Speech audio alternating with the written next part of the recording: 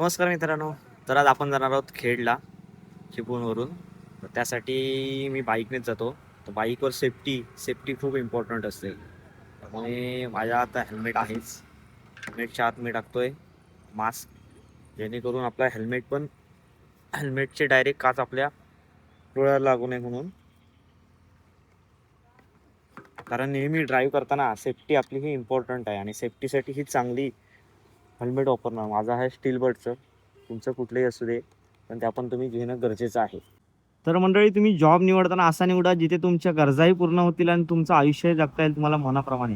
तर मी निवडलं हा जॉब MRचा, कारण मला फिरण्याची आवड आहे. चिपळूण ते खेड हे अंतर जवळपास 30 किलोमीटर आहे आणि जर आपण गाडी हळू चालवली तर त्यासाठी आपल्याला 1 ते 1.25 तास लागतो.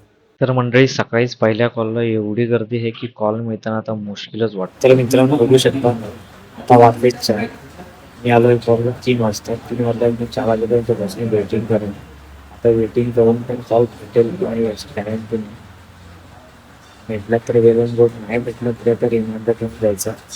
काय असलंच त्यांची लाईफ अजून जेवण नाही काही नाही. आता कॉल झाला की याच्यानंतर जेवण असणार. डॉक्टर कॉल झाल्यावर मेडिकलला RCPA करणं हे खूप इम्पॉर्टंट असतं.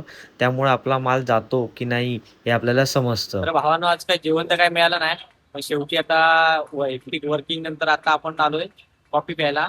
आणि कॉफी प्यायसाठी आपल्या खेडमध्ये भरणा नाक्यावरील उपसरपंच चहावाले यांच्यामध्ये. आणि आजचा कॉफी बनवला ते बघा हे भाऊ. दिवसभराची हेक्टिक वर्क नंतर मी आता जेवायला आलोय.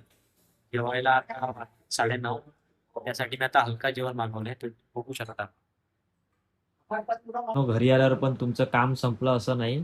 तर घरी आल्यावर पण फायनल एक सबमिशन करावा लागतो. आजचा रिपोर्ट काय केला ते तुम्हाला सबमिट करावा लागतो. मित्रांनो, असा होता माझा आजचा हेक्टिक डे.